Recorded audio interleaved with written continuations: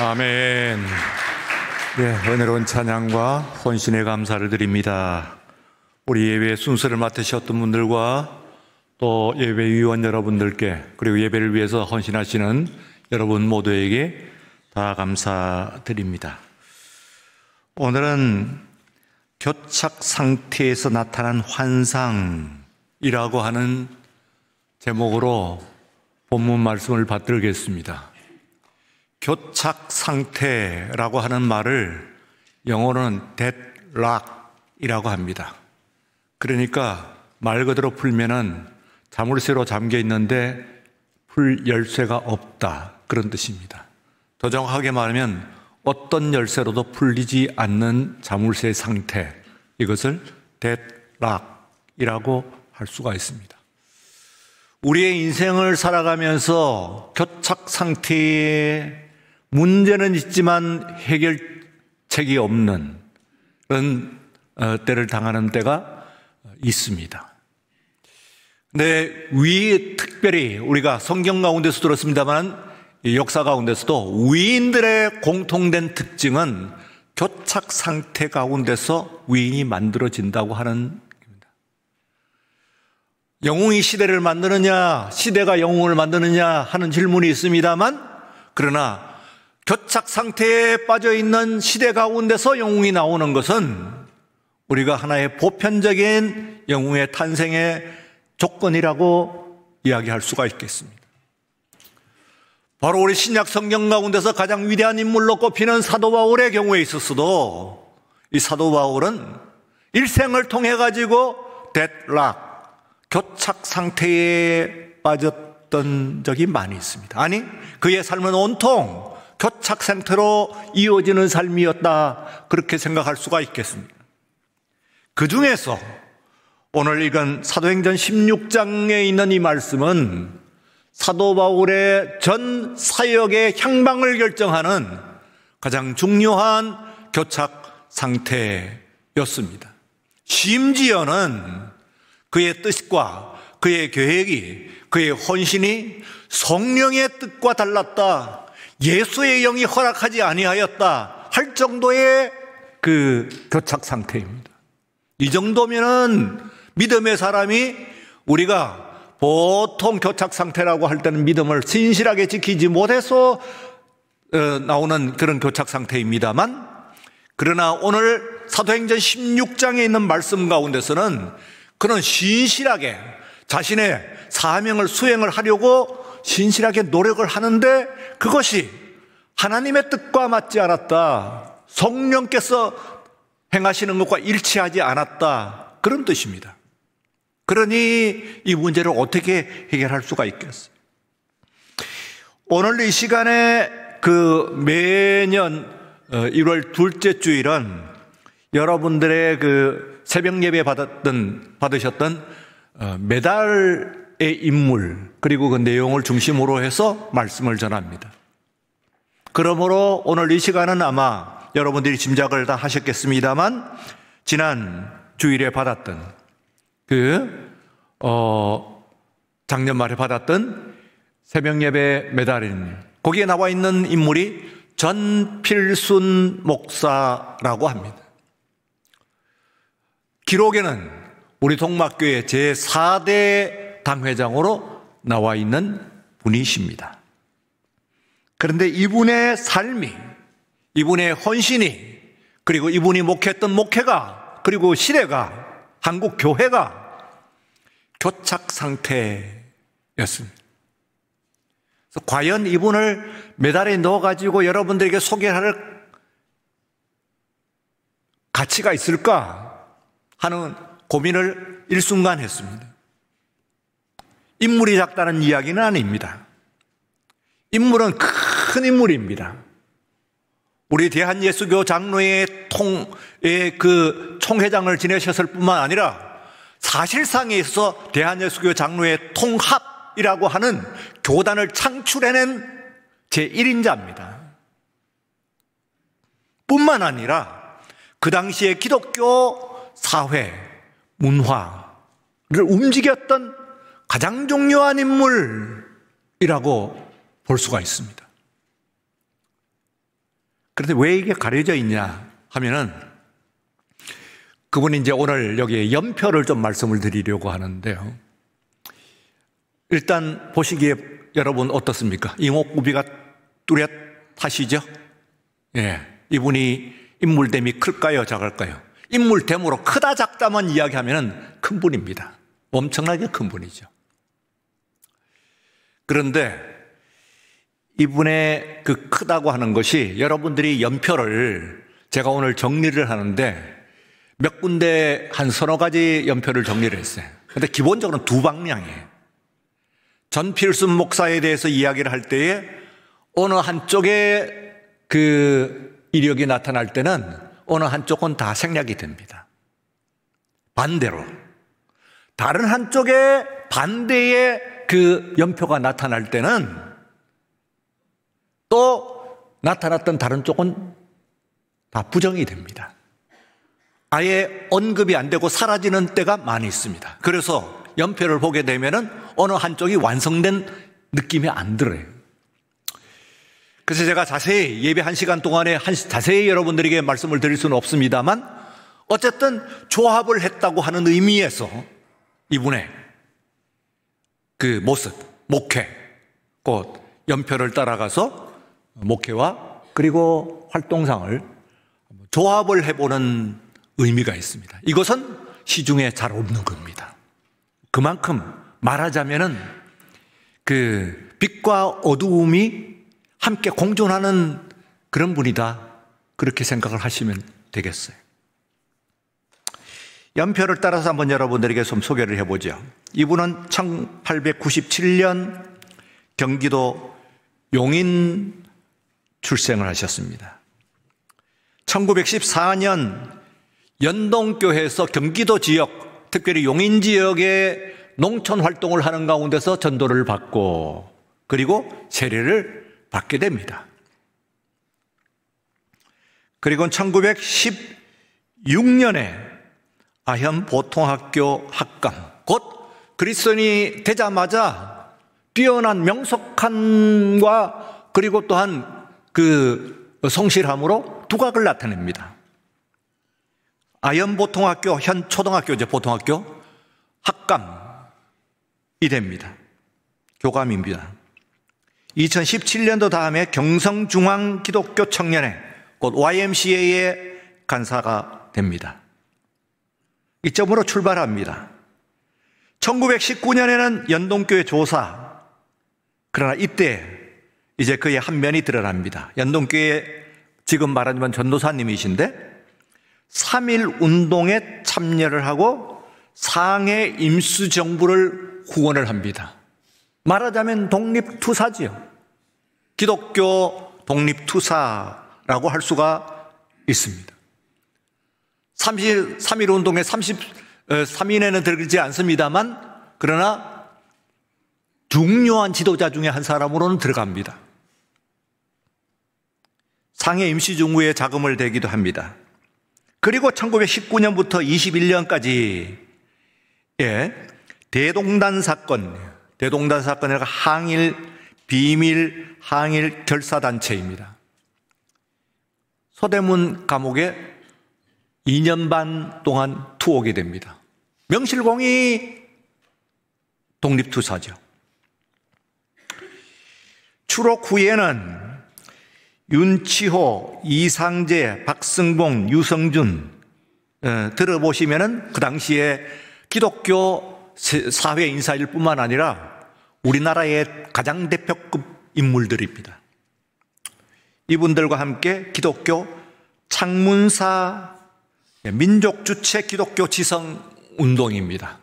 그러니까 그전에는 지성운동은 거의 선교사들에게 있었고 본격적인 지성운동, 조선인들에 의한 지성운동이 명시적으로 일어난 것이 이분에 의해서 이루어진 것이다. 그렇게 생각하시면 되겠습니다. 1922년부터 26년까지 일본 고베 신학교로 유학을 합니다. 1926년에 다시 연동교회 전도사가 되었다가 1개월간 평양 장로의 신학교. 왜? 고베 신학교에서 했는데 신학적으로는 더 우월한 데거든요. 그러나 평양 신학교, 조선 신학교를 거쳐가지 않았기 때문에 형식상으로 1개월간 평양 신학교로 들어가서 1개월 만에 조선 평양 신학교를 지금 얘기하면 장로의 신학대학교입니다. 수료를 합니다. 그러니까 말하자면 형식을 갖춘 것이죠. 1927년에 묘동교회 전도사가 됐다가 경기노예 목사 안수를 받은 이후에 묘동교회 위임 목사가 되십니다. 그리고 피어선 신학교의 강사가 돼요. 당시로서는 이 서울 경기 지역에 있는 가장 유명한 신학교입니다. 자, 이 이후부터 우리 교회와 관련을 갖는데요. 우리 교회 기록에 의하면 1929년부터 36년까지의 7년간 우리 동막교회 제4대 담임 목사가 되십니다. 그러나 이것은 조금 들여다봐야 되는 내용들이 있어요. 첫째, 29년부터 31년까지는 그 동막교회 제4대 당회장이라고 합니다만 이 당시는 동시에 묘동교회의 당회장으로 되어 있어요. 당회장을 두 가지 한 거죠. 지금 그 법 같으면 불가능한 겁니다만 아마 그 당시에 일제치하에서 복잡한 상황 가운데서 이제 이분이 우리 교회를 맡았는데 정식으로 목회를 하시지는 않은 것으로 추정됩니다. 추정입니다. 아마 거의 제 연구한 바에 의하면 틀림이 없을 겁니다. 그 대신 휴 밀러라고 하는 장로님이 계셔요. 우리 교회는. 휴 밀러 장로님은 다른 선교사님이 조금 더 뒤지지 않는 분인데 다만 목사 안수를 안 받은 분이에요. 그래서 장로가 되신데 우리 교회를 가장 오래 섬기셨던 33년간 은퇴하실 때 봉직하면서 섬기셨던 분이시죠. 바로 이 교회를 지으신 바로 장본인입니다. 창립은 사무엘 무어 선교사가 했지만은 교회를 실제적으로 짓고 그리고 살림을 다 운행을 한 것은 휴 밀러 장로님이시죠. 이분이 설교를 하신 것으로 추정이 됩니다. 또한 1929년에 유지한 전도사가 부임해서 장로로, 처음엔 전도사로 왔다가 장로로 또 부임을 하는데 이 사람은 신학을 했어요. 그래서 설교를 할 수 있는 그 선교사도 있고 그리고 또한 장로도 계셨기 때문에 목회자를 모시기 어려운 동막교회 사정에서 이분이 그 겸임을 했다. 그렇게 생각할 수가 있습니다. 그 다음에는 1931년부터 35년까지는 동막교회 신문은 정확하게 얘기할 수 있어요. 왜냐하면 묘동교회는 이때 31년에 이제 사임을 하세요. 그럼 31년부터 35년까지 4년간 우리 교회의 시무를 추정해요. 시무는 실제로 하셨다. 그러니까 앞에 있는 3년간은 아마 이 교회 안에서 해결을 했을 것이고 그리고 뒤에 있는 4년은 시무를 하셨다. 총 7년간 우리 동막교회의 담임 목사가 됐는데 일단 여기서 빛과 그림자가 있죠. 말하자면 정확한 그런 그 시무를 했느냐 하는 그런 질문이 생길 수 있는 그런 부분이라고 볼 수가 있습니다.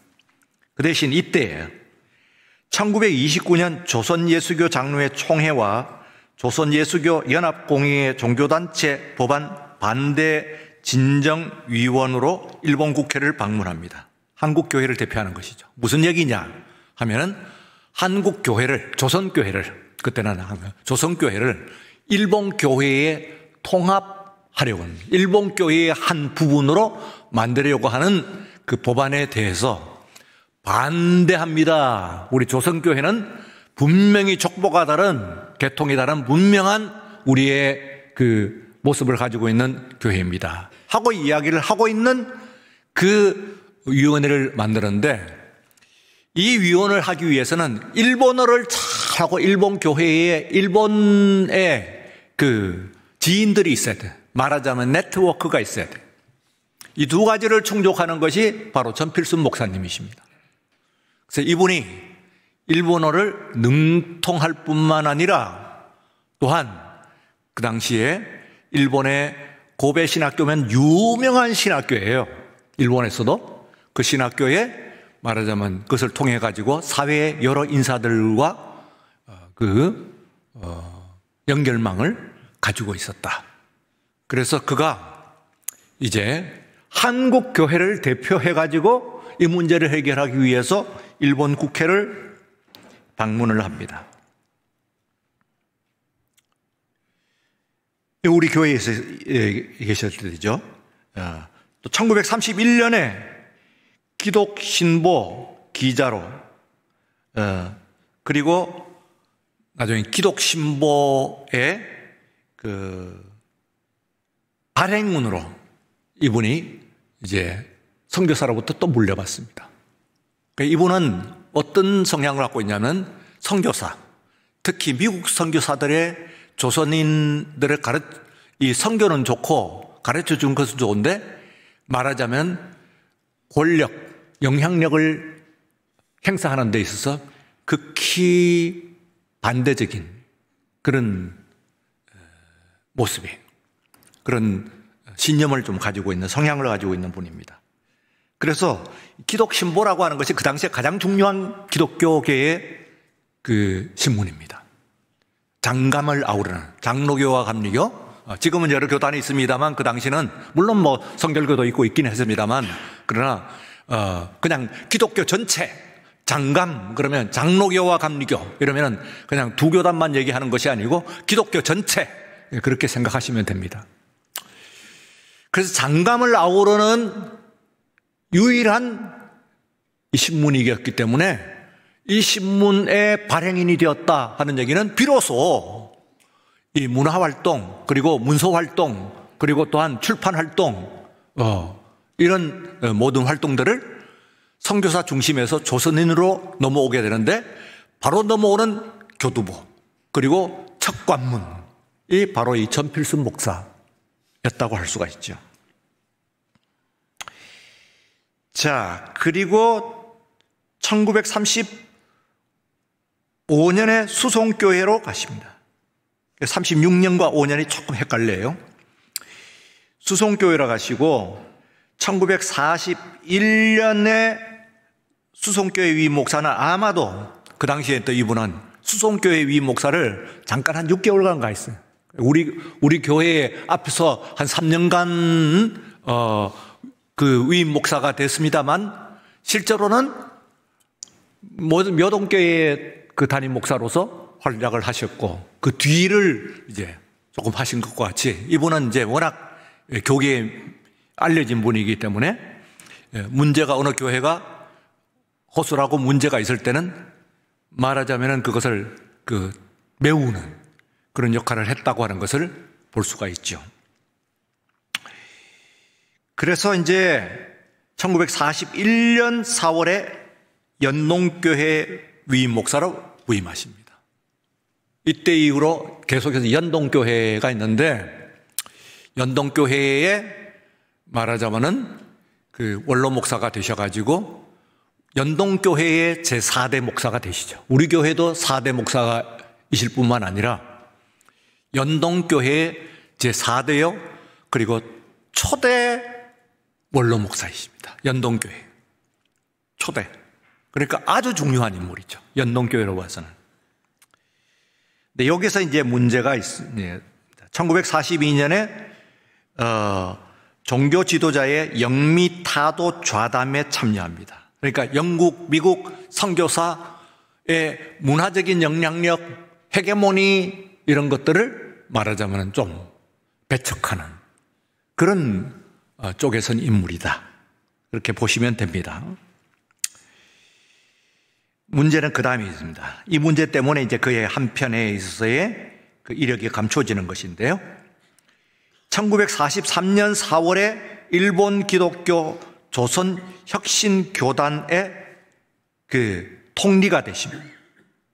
이것은 앞에 있는 일본 국회를 방문한 것과는 좀 다른 얘기예요. 그때는 그거 반대합니다 하고 가는 한국의 조선의 기독교 대표였으나 지금은 일본 기독교에 소속된 조선혁신교단, 조선을 말하자면 그 교단의 일부분을 하는 데 있어서의 거기에 통리, 그러니까 그 일을 총감독하는 그런 입장이죠. 이쪽에. 입장이 완전히 바뀌어 있는 것을 여러분들이 눈여겨보시는데, 이 부분이 말하자면 전필순 목사의 이런 부분들이 어느 한쪽, 이 부분을 비난을 하고 이 부분을 얘기하면은 이게 나옵니다. 그런데 이분의 워낙 업적이 있기 때문에 의미가 있는 분이기 때문에 다른 부분을 얘기하면 이분이 이런 부분들이 빠져요. 그 다음엔 1949년에 이제 이 문제 때문에요. 뭐 이것만 했겠어요? 그러면 이제 그게 말하자면 일본 기독교 속에 조선 기독교가 들어가는 데 있어서의 통리 하니까 총괄 책임자라고 하니까 그 뭐 어떤 것들이 다 따랐는지 하는 것은 이제 짐작을 충분히 할 수가 있습니다. 그래서요, 1949년에 해방 이후죠. 43년은 이제 해방 전이죠. 49년에 반민특위에, 그러니까 반민족 자를 처벌하는 특별위원회입니다. 반민특위에 대해서 마포 형무소에 수감이 되십니다. 이때 조선일보를 보게 되면은 친일 목사 전필순을 체포 이렇게 나와 있습니다. 그런데 들어갔다가 나와요. 나오는데 이때 이제 연동교회가 그러면 반민특위에 들어간 목사님을 어떻게 할까요? 하는데 연동교회에서는 그때 그 시대가 어두웠고 모두가 어쩔 수 없었던 때 아닙니까? 하고 이분은 그 연동교회는 이분을 여전히 자신들의 목사, 담임 목사로 인정을 합니다. 재신임을 복귀를 했죠. 그 전까지 포함해가지고 또 감옥에 들어가 있는 습관까지도 연동교회 담임 목사이세요. 그래서 그 원로 목사가 되시는 겁니다. 그 다음에 이제 이 부분 1952년에 말하자면은 그 자유당 정권 때의 이승만 대통령과 이기봉 부통령, 이기봉의 말하자면은 기독교계의 그 가장 이분을 이제 알리는 그런 정치 목회자가 되신 지지운동이에요. 그냥 지지한다 정도가 아니고 이 사람의 사회적인 위상이 있으니까 강력 지지죠. 아주 큰 지지가 됩니다. 그리고 1957년에 대한예수교 장로회 총회장이 되십니다. 이때 총회장이 되시는 건 지금 통합과 합동을 합한 겁니다. 나누어지기 전이니까요. 예장 통합 그리고 합동은 저 사당동에 있어서 사당동파 뭐 그러는데 하여튼 이 두 교단을 아우르는 이때에 글쎄요 총회장이 물론 우리 교회는 아니고 이때는 연동교회입니다. 연동교회의 목사님으로서 총회장이 되시고 연동교회가 만든 첫 번째 총회장입니다. 우리 교단 내에서 그 총회장을 가장 많이 낸 교회입니다. 연동교회가 4회 냈어요. 4명이 그 총회장이 나오셨어요. 그 중에서 첫 번째가 바로 이 전필순 목사이십니다. 의미가 있죠. 그리고 첫 번째 연동교회 첫 번째 그 원로 목사이실 뿐만 아니라 첫 번째 그 총회장이시니까. 그러다가 1959년에 우리가 합동, 통합, 합동은 뭐고 통합은 뭐냐 비슷한 말처럼 들립니다만 교단을 구분하기 위해서 그렇습니다. 대한예수교 장로회 해놓고 괄호하고 통합 그리고 합동 이렇게 하는데 우리 교단은 지금 우리는 통합에 소속이 되어 있습니다. 그리고 이제 신학교가 우리들은 광나루로 왔고 남산에 있다가 광나루로 왔고 그리고 이 합동은 사당동에 그 터를 정했어요. 근데 이 1959년에 나누어집니다. 이 교단들이. 좋게 나눠진 건 물론 아니겠죠. 그때에 그 합동 측을 승동파라고 그랬고, 그리고 우리 통합을 승동파, 연동파 그랬어요. 그래서 그 당시는 영락교회도 아니고 세문안교회도 아니고 우리 교단 내에서는 가장 크고 영향력이 있는 교회가 연동교회였습니다. 명성교회도 아니고 어느 교회도 아니에요. 연동교회가 가장 우리 교단 내에서는 중심적인 그런 큰 교회예요. 이분이 말하자면은 나누어진 이후에 합동원 승동교회에서 우리 교회와 자매 교회죠. 사무엘 무호 선교사께서 가장 먼저 세우신 교회입니다. 승동교회에서 총회를 했고, 그래서 승동파 나누어져 가지고 통합은 연동교회에서 총회를 해서 연동파 이렇게 해서 지금도 연동파 하면 아는 사람은 다 압니다. 연동파예요. 우리요.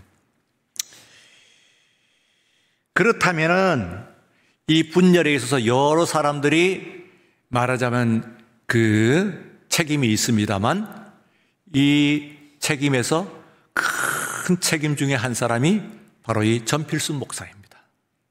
그래서 교단 분열의 책임을 면할 수가 없어요. 그 대신 반대로 이야기하면은 대한예수교 장로회 통합이라고 하는 교단의 창출자이십니다. 우리 교단이 있는 한 이분을 잊을 수가 없어요. 왜냐하면 오늘의 이 교단을 만들어낸 장본인이기 때문에 그렇습니다. 그 이야기를 뒤집으면 말하자면은 예수교 장로회라고 하는 그때 우리는 기독교 아니죠. 정확한 우리 정통적인 우리 이름은 기독교 아닙니다. 예수교입니다.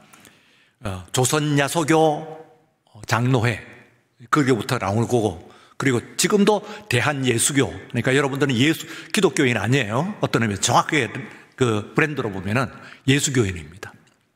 예수교라고 했으니까 우리가 한국에 있는 예수교의 장로교다, 그런 얘기예요. 그래서 이 예수교 장로회를 나눈 책임도 있고 예수교 장로회 통합교단을 창출해낸 말하자면 그 인류라고 볼 수가 있어요. 이 부분도 우리가 교착입니다. 명함이라고 이야기할 수 있어요. 어느 부분을 이야기하느냐 하는 거예요. 1961년 6월에 연동교회 21년 목회하시고 원로 목사로 추대되시고 63년에는 연세대학교 명예신학박사로 되었다가 77년에 별세를 하셨을 때 조선일보 부고기사입니다. 독립운동가 전필순 목사 별세. 앞에 있는 1949년 반민특위에 연루되었을 때에 같은 신문에 친일 목사 전필순 체포하는 말과 1977년 소천하셨을 때에 독립운동가 전필순 목사, 어디가 맞을까요? 둘 다 맞습니다. 그는 그야말로 뛰어난 독립운동가였습니다. 한국교회를 붙든 영웅입니다. 그리고 정치에 있어서의 보수 정권을 옹호한 거두였어요. 거꾸로는 어떻게 됩니까? 조선교회를 일본교회에 복속시키려고 했던 장본인입니다. 친일 인사로 체포가 되어서 수감되었던 인물이고, 그리고 지금도 각종 친일 인물 속에 그가 포함되어 있습니다.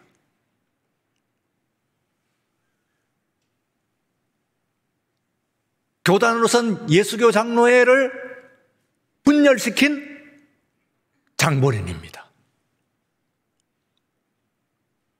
거꾸로 그는 진정한 독립운동가입니다. 그리고 또한 그는 애국자입니다. 그리고 그는 교회를 사랑한 사람입니다. 산산이 흩어질 교회를 붙들고 교단을 창출해낸 장본인입니다.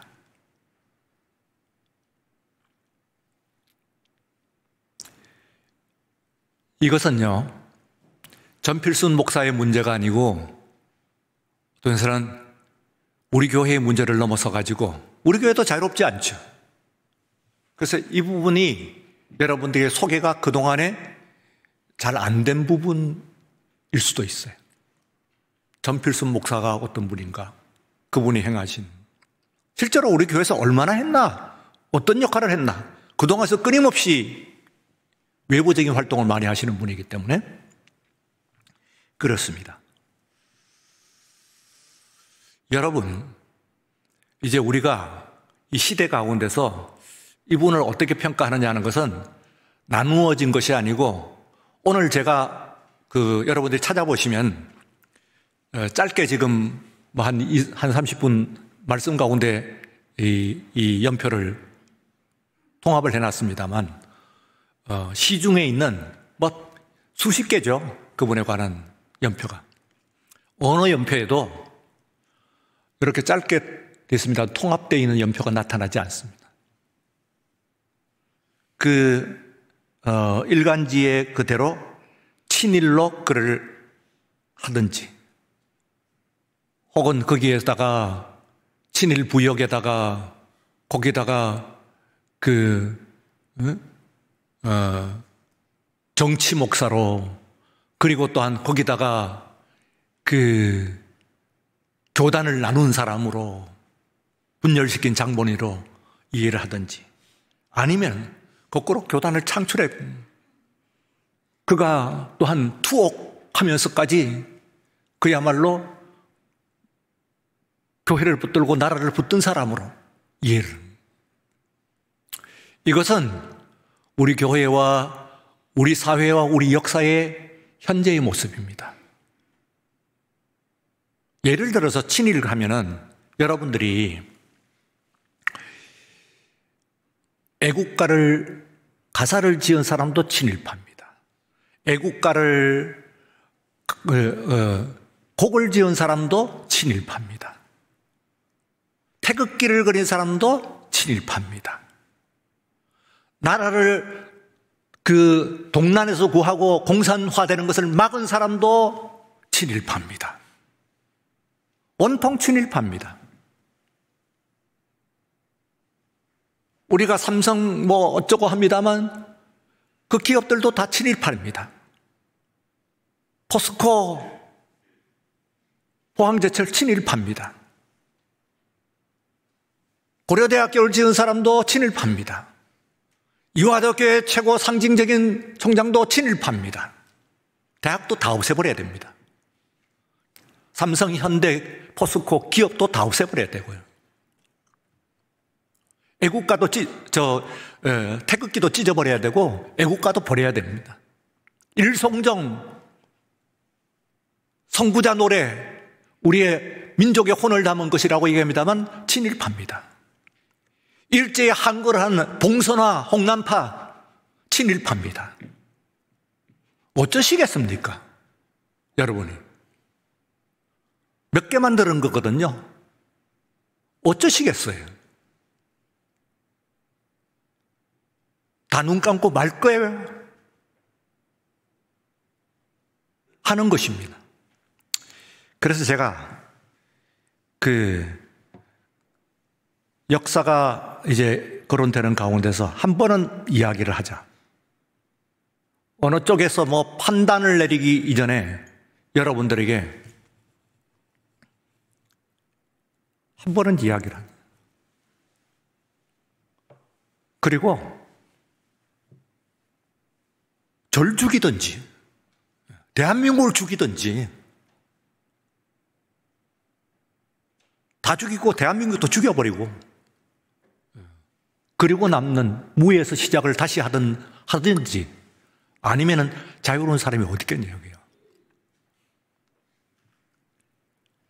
그래서 이것을 되드락이라고 합니다. 문제는 있지만 해결은 안 돼요. 다시 본문으로 돌아갔어요. 오늘 사도 바울이요, 선교를 열심히 해야지, 세계 선교 하나님의 뜻을 받들어야지, 내 목숨 바쳐서 해야지 했는데 그 뜻이, 그 기도가 성령과 일치를 하지 않았다는 거예요. 아니 반대였다는 거예요. 허락하지 않았어요. 되드락이죠.